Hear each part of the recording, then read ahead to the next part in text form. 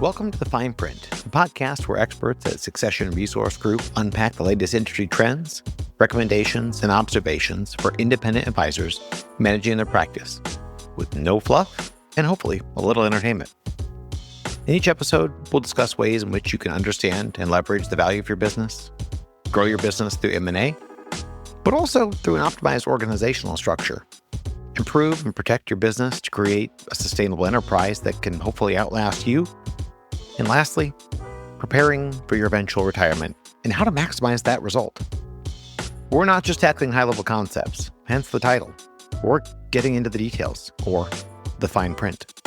So, we encourage you to listen in with whatever beverage suits your preference, and let's get to the forefront of industry trends with a fresh perspective to help you achieve your long-term business goals. This is your host for today, David Grau Jr., President of Succession Resource Group. Focus for today's podcast, what to expect from mergers and acquisitions, M&A, this year, the rest of 2026. We have officially closed out Q1. We here at SRG have reviewed all the deal data from last year, all the transaction information, what's happening out there, and are excited to report it back to you. So in January, we did our annual webinar. It's our biggest one every year. We did it right at the end of January, sharing some of what I'll talk about here today. We issued a press release. A lot of this information you can find on Google, Farm, ChatGPT, whatever your search tool of the day is, that is out there. Try to make sure this information is available and topical. But today I want to talk about it in a little bit more conversational format. So let's explore this in a little bit more detail. What can you expect from 2026 based on what happened last year?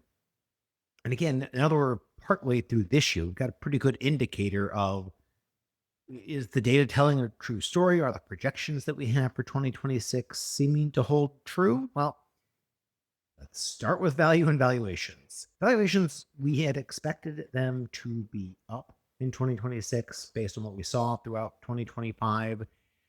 And I'd say yes, in general, the valuation multiples, we had expected them to be up. Numbers were up in 2025. But not up as much as you would expect, right? I mean, if you take and Google it, or if you were one of the few who's still good about reading the trade publications, I know I am, there's lots of them out there, and it doesn't really matter which one you read at this point. They're all pretty good at covering some of these stories, or all of them. There are some headline multiples out there, and they're enough that you got to just sit there and stare at them for a minute and think, what in the world? And also, how do I get that? So the multiples are up. In general, I would say there's still the two categories of valuation multiples, benchmarking multiples that you will use and that you'll hear cited.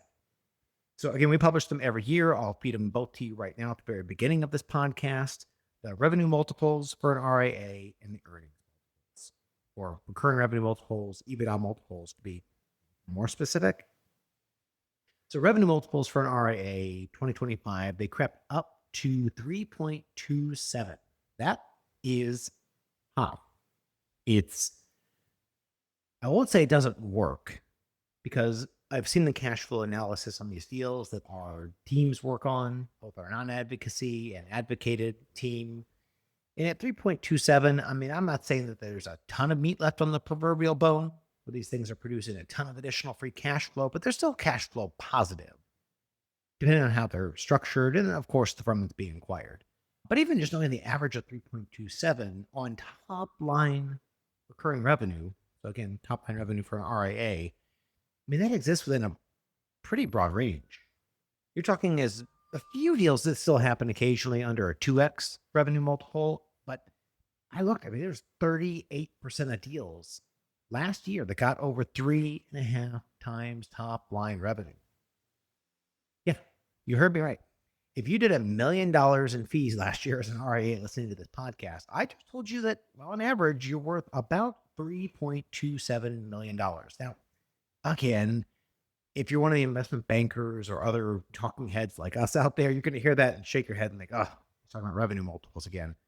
Yeah, because they get used for a lot of business acquisitions in this industry. Like them, don't like them.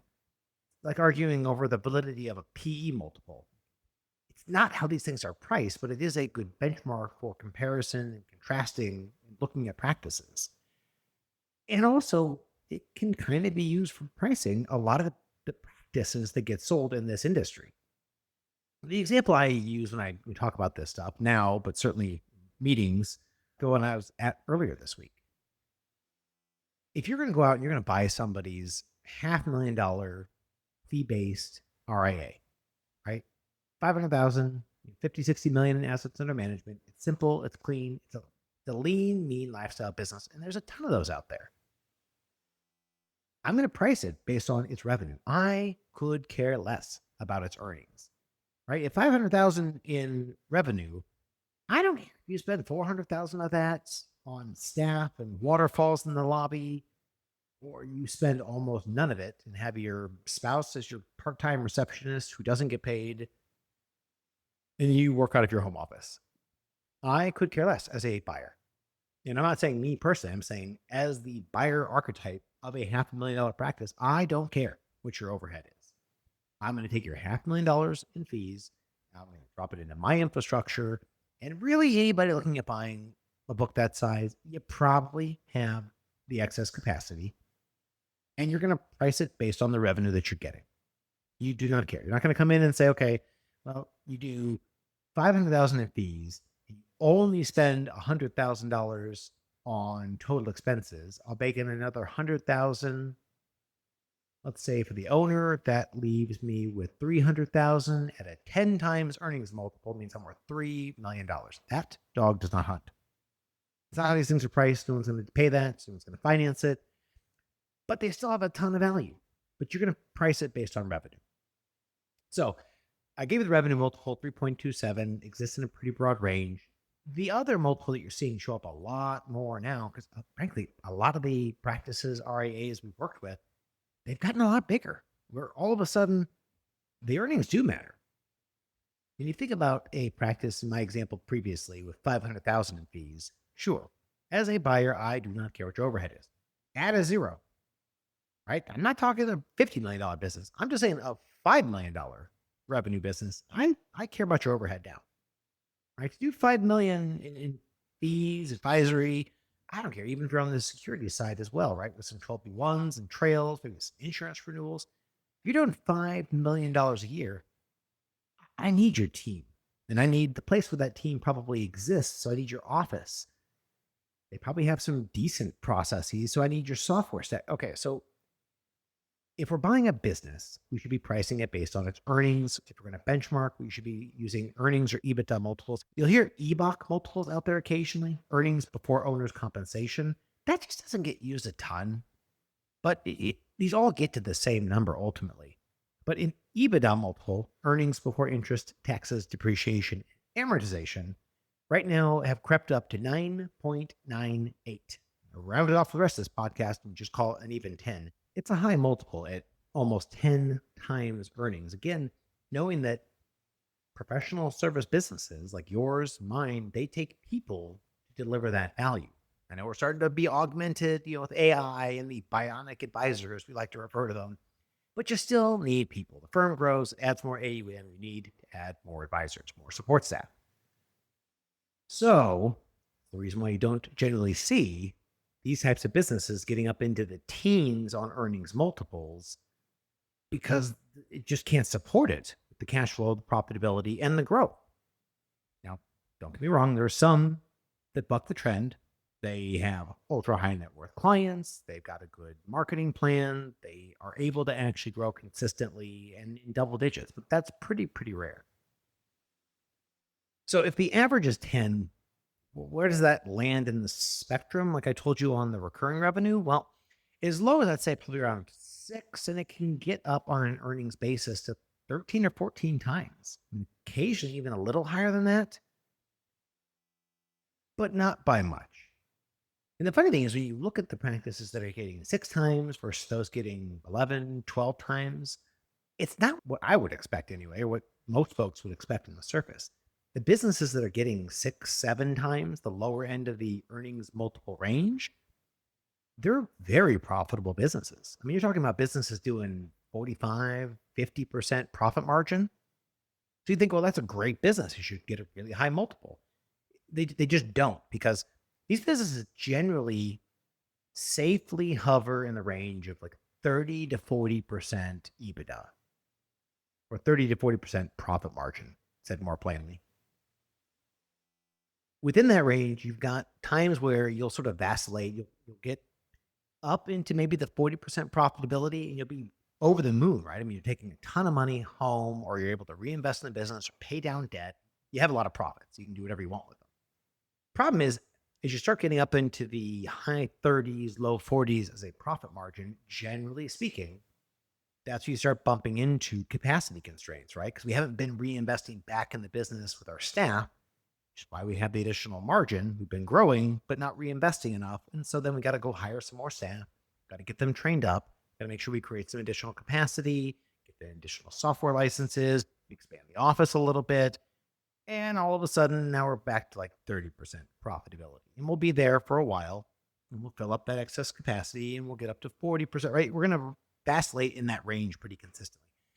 Back to my comment on those that get the 6 or 7 times earnings. Looking back at the numbers last year and even years prior, this is consistent. So I think it's a reasonable expectation for 2026 and what to expect. The practices that are getting up into the 45, 50% profit margin, they have a great profit margin, but they have not reinvested enough back in the business, right? They generally aren't growing, or if they are, it's very slow and generally due to the market appreciation of the assets. They don't have enough staff, right? And the staff is all at or slightly over where you'd want to be from a capacity perspective. And so, yes, they're very, very profitable, but you're not going to get the same valuation multiple.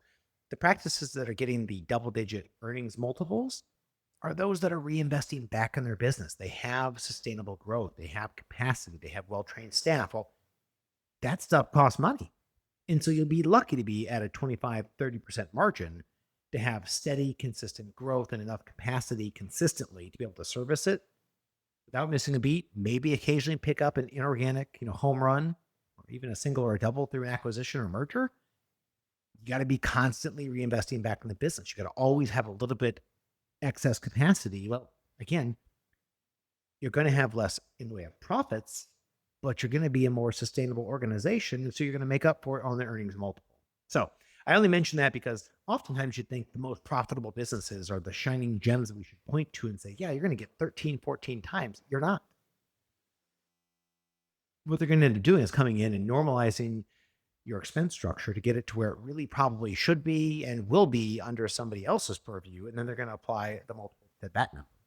So revenue multiples, earnings multiple, there isn't a right or wrong answer. It's more about what you're buying. But there are a lot of practices that have grown into businesses that are legit enterprises now. And we got to start focusing more on the earnings that these things can produce. So valuations overall, though, if you looked at revenue multiples, earnings multiples, they are up. But devil's in the details. Cliche as that sounds.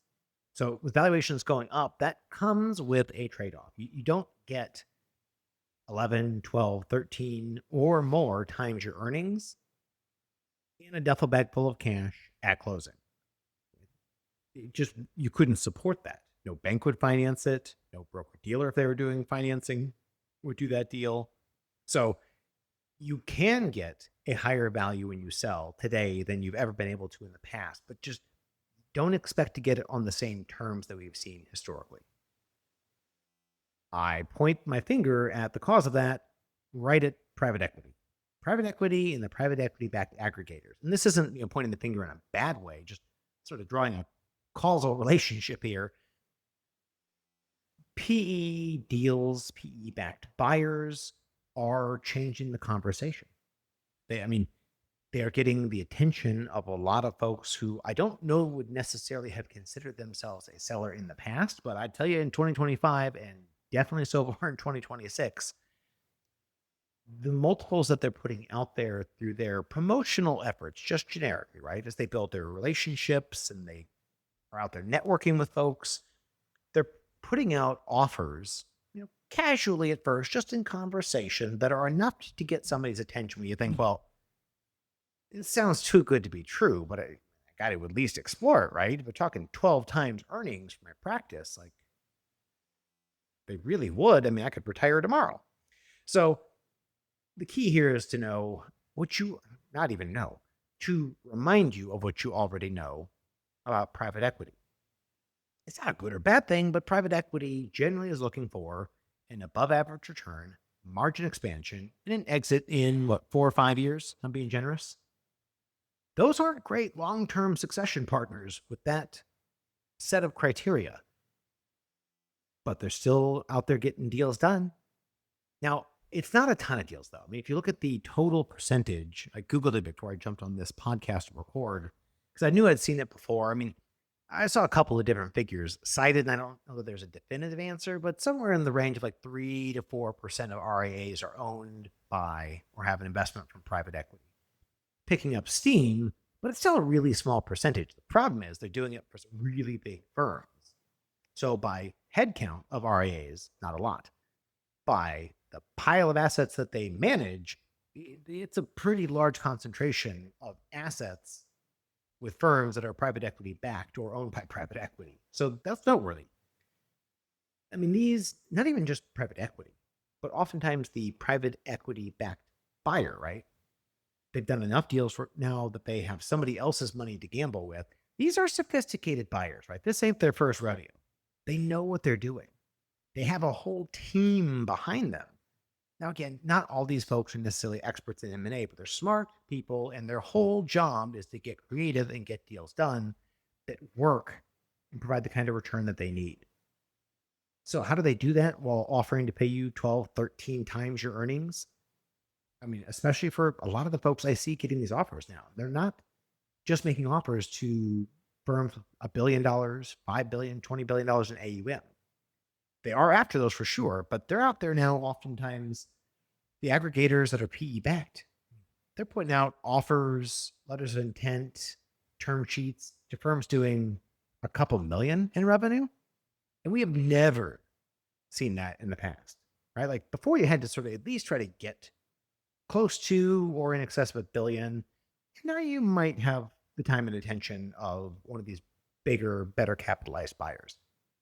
They're moving downstream in a big way. But remember, they've done this before. They're offering multiples that seem too good to be true, and they kind of are.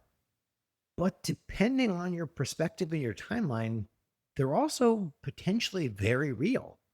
So I'm going to talk out of both sides of my mouth here. I'll start by telling you what the typical private equity or private equity backed aggregator deal is looking like.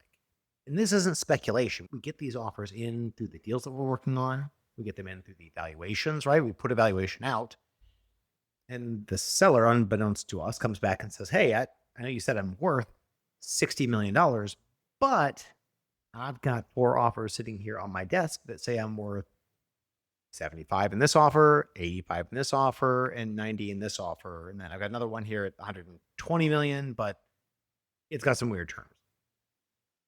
And so we get these offers in, we have a chance to dissect them, to look at them, in many cases, to negotiate them. And what I can tell you is when you look at these offers across the board, there's some variation, but in general, they're pretty consistent. You're looking at generally around 40% cash down. There's some of them that we saw that were down into the 30s, a few that were a little higher than that, but not by much. So 40% cash down, 30% on some form of a performance-based payment, tied to retention and growth, both. And then the last 30% is usually rolled equity in the aggregator or the private equity backed firm. Now, again, the trick with the rolled equity is A, how liquid is it? When are you going to be able to have your liquidity event if you got almost a third of your value paid in the rolled equity? And 2, how is it valued? Well, I can tell you, they're pricing a lot of the growth that you're a part of helping create and contribute to into the value of that stock. I mean, they're valuing it in many cases at 20, 30 times their earnings. And that's what you're getting paid with. So for you to really enjoy the benefit of that, we want to see the equity increase in value. And I don't know, a lot of the rolled equity I'm seeing is already pretty aggressively valued, but who knows? So the key is just to understand, can you get a higher value? Yeah, I mean, higher than a peer would typically pay you.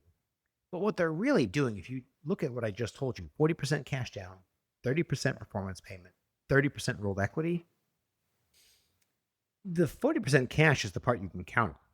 Now, again, if they pay you 10 times your earnings and they give you 40% cash down, that's still pretty good, right? I mean, compared to what we used to see in the past, which is valuing you at like 3 times top line revenue and having you paid in mostly cash within the first year. Yes, this is less cash down, but it's not too far off because the valuation multiple is a little higher. But then you got 30% in rolled equity and 30% in performance-based payments. And the problem is the equity component, how liquid is it and how it's valued, which I already told you, and also the performance-based payments being tied to retention and growth. The retention component, I'm not generally as worried about for our clients because, again, these deals also require the seller to stay on. There's a few limited exceptions where you might be near one of their existing hubs. They already have an office there. It's well staffed, and you could transition the clients over 12 or 24 months and then retire. But that is the exception. Most of the time, they're buying your business. They want you to A, stay, which then again, you're not as worried about retention because you're still there. Your clients aren't going to leave. But also B, you got to grow it. And I've seen anywhere between 10 and 20% CAGRs, compounded annual growth rate, as the target to earn the rest of that bonus. Well, the problem with that one in my mind is, A, if you're on the back nine of your career and you're selling, you haven't grown at double digits in a very long time. And is now the time where you want to double down and start doing that? Well, I mean, maybe for the additional value. I mean, that's kind of the idea here, is that it's going to motivate you. Unfortunately, you're also in a new system with a new team, and I've heard them put the positive spin on this, and maybe it's true. I don't know. But I haven't seen these things play out long enough to say yes or no, as in whether it's a good idea or a bad idea. But you're relying on their brand in most cases. You're relying on their marketing team and their marketing prowess, which, probably have some pretty good people, I imagine, who are pretty good at this stuff. So it's a combination of new system. You're an employee there. You haven't grown in a while. You got to stay and work to grow this thing. My biggest beef with that is, and this is a beef on behalf of our clients that have already articulated this, and that is, if you could stay and work to grow your business at a 20 or even 10% CAGR for a couple more years, what would it have been worth if you had just done that anyway and then sold, as opposed to selling it now? I think you'd be better off just staying in that seat, buckling down, driving that growth, and then selling it on the way up as opposed to on the way down. So anyway, when you talk about the values, yes, you can get a higher value. The question is, if you look 5 years post deal closing, did you really get a higher value? The jury's still out, but I got to say no in most cases. But you're probably not a lot worse off than you were under the deals of the old days where you'd sell for 3 times revenue and get paid cash. So go into it with eyes wide open. Where I think it does actually work really well is you've got an advisor team. They're large, they're growing, but the owners in their maybe early to mid 50s, they got another 10 years left before they want to retire. They're not slowing down yet, but they're starting to lose a little bit of momentum. There, it can be a great tool, right?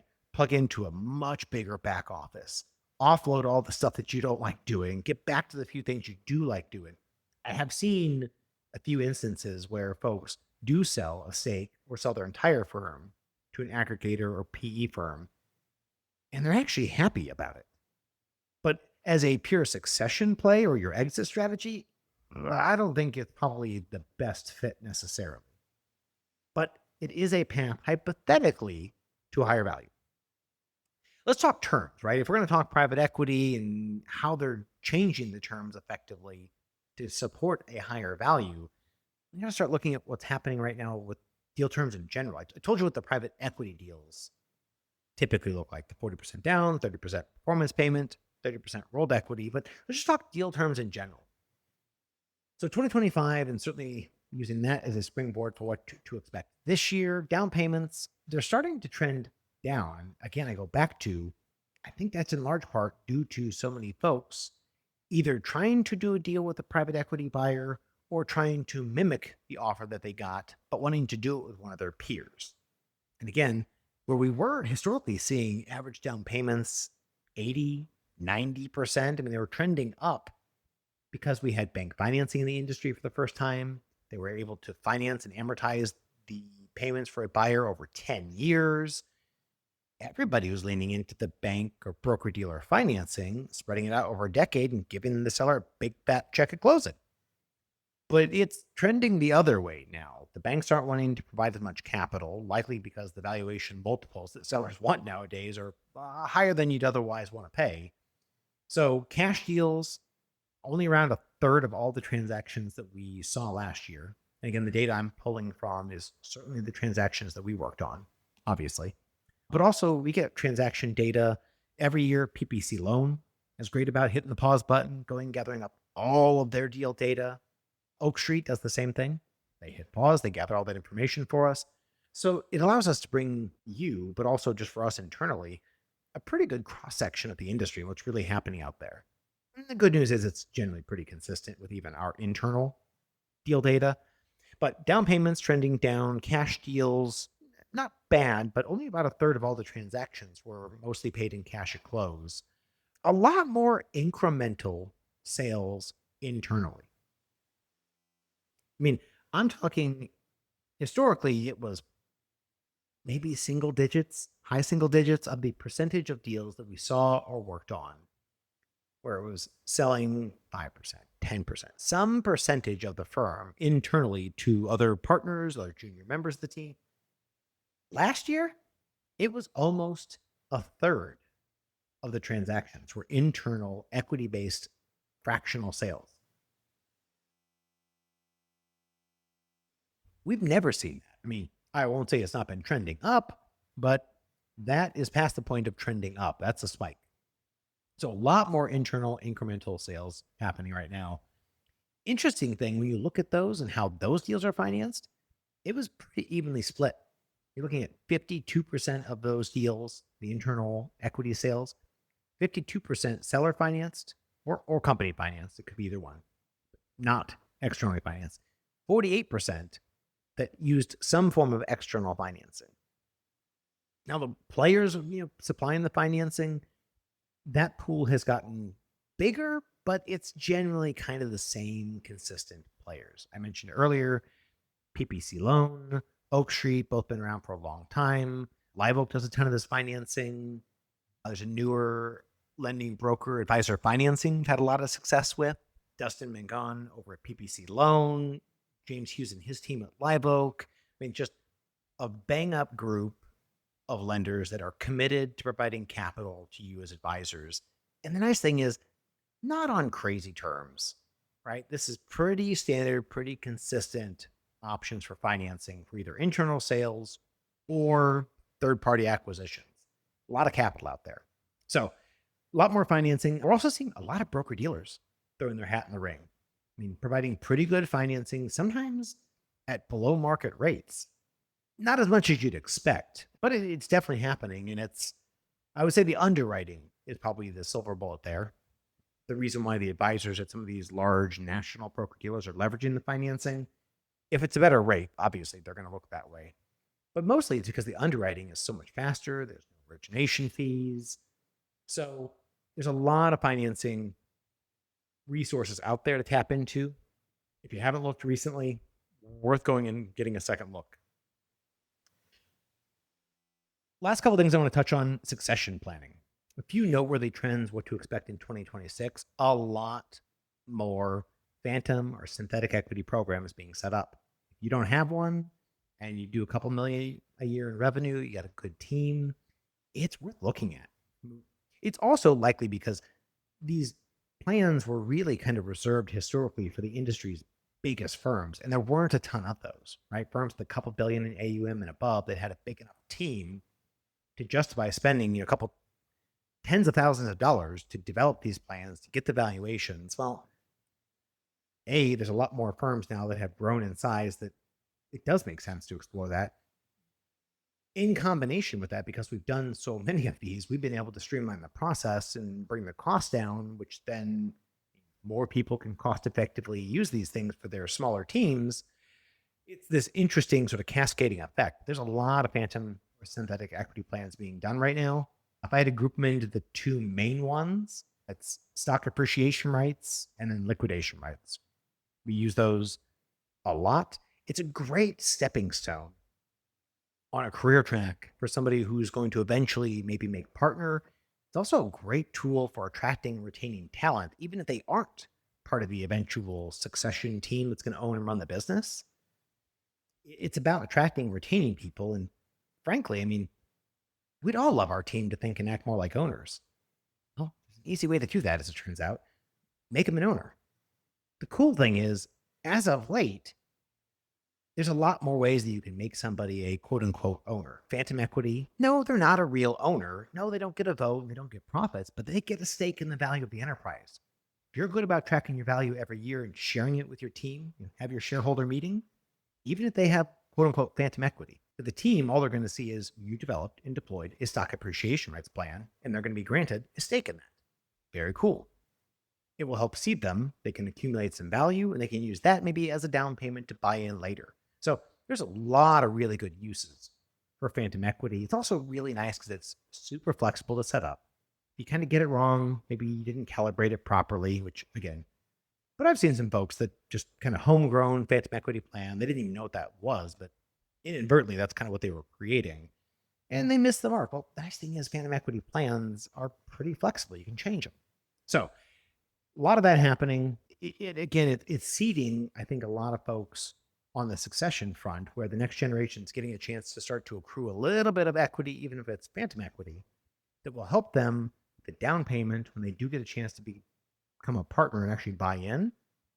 It's so much easier than they're going to buy in a $500,000 stake in your business, and they only need to go borrow $400,000 because of the accumulated phantom equity balance that they've built up over the last decade with your firm. All of a sudden, they're infinitely more bankable.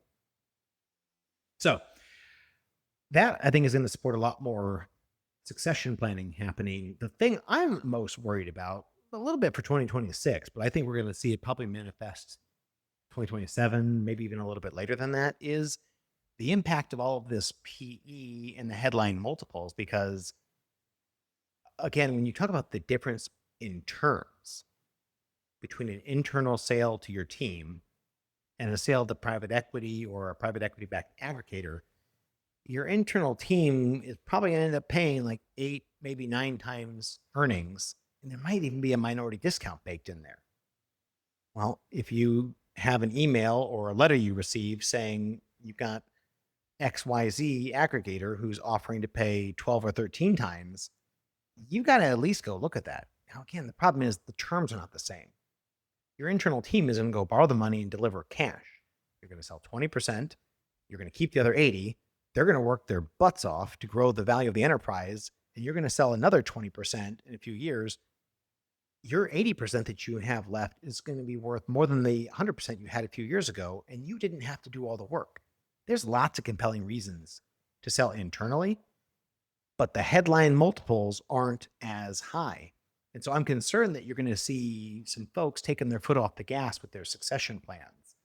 That looked good. They were making good progress on it, but they're still the majority owner, or maybe they hadn't even started the plan yet. And they're going to start having second thoughts, is my concern. So we'll see. I'm going to put a pin in that one.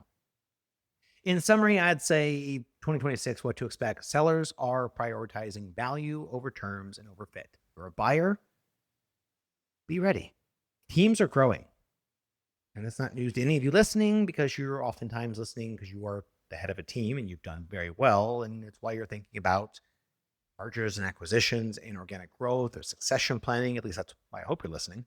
But as your teams grow, it's driving the need for more evolved operating agreements, equity sharing plans.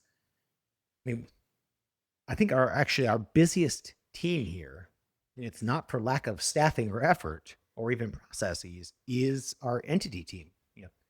This isn't just going out and setting up LLCs and S corps. I mean, this is creating a little bit more robust set of governance documents, partnership agreements, operating agreements for bigger teams, right?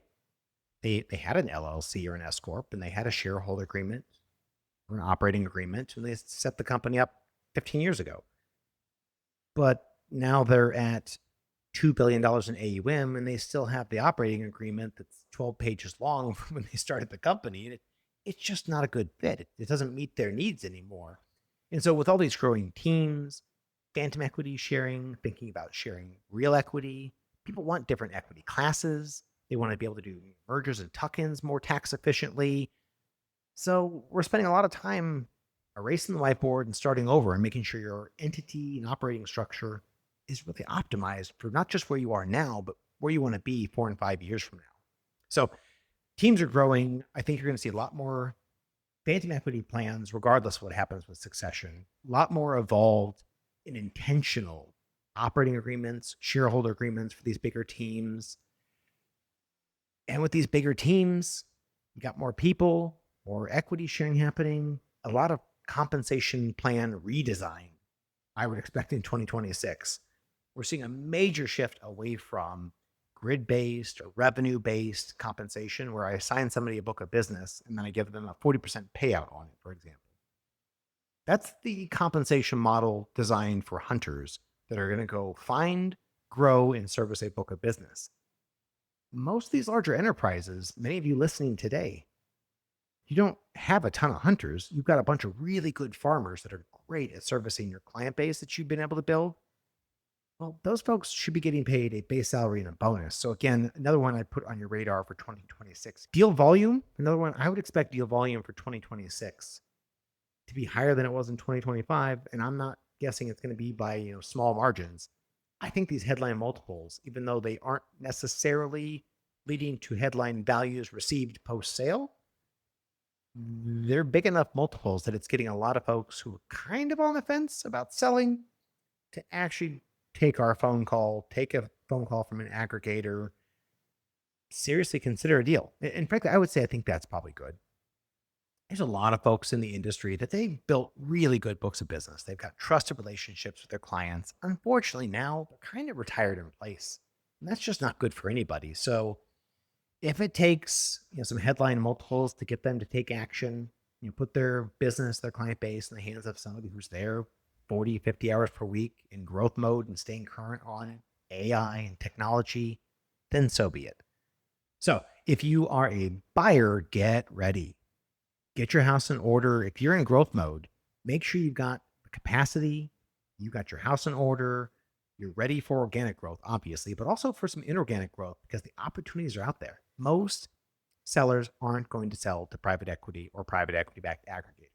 They like the idea, they like the multiples, but generally they want to sell to somebody who's just like them, just 10 or 20 years younger. So be ready. Make their job easy to say yes to you. If you're a seller, also get ready because the buyers are a lot more evolved. They're getting pickier, they're getting smarter, they have a lot of good tools on their side. And they want a good deal. You don't want to sell to a value buyer, right, who's trying to get a good deal here. So treat your business like you would a home you're selling, right? We've all dealt with that before. Make sure the curb appeal's there. You've got those renovations done, right? Maybe that's raising fees, for example, if you haven't done that in a while. Help a buyer see all the value and the potential that you see. And remember, you only get to sell once. Maybe twice if you screw up the first time, but you're never going to get to do it enough where you get good at it. So start early and give yourself enough time. Because whether you're a buyer or a seller, buying and selling businesses, it's a great way to grow. There's a tremendous amount of opportunity out there, but it can be stressful if you're not ready. So make sure you're ready. And that concludes another episode of The Fine Print from SRG. We hope you found this episode both interesting and valuable. We encourage you to check out our website at www.successionresource.com. And of course, connect with us on social media for the latest happenings here at SRG. If you just can't get enough of The Fine Print, we invite you to join our monthly webinar series and newsletters where we address many of the topics covered in this podcast in greater detail. Finally, if you enjoyed today's episode as much as we did recording it, please leave us a review, a good one, mind you, and tell your industry friends about us. Your support helps us continue to bring you the best content possible. The information covered and posted represents the views and opinions of the guests or individual hosts and not necessarily the views or opinions of Succession Resource Group. Content has been made available for informational and educational purposes only. The content is not intended to be a substitute for professional advice, as amazing it might be. Always seek the advice of an expert with any questions you may have. As always, we at SRG stand ready to help when you're ready.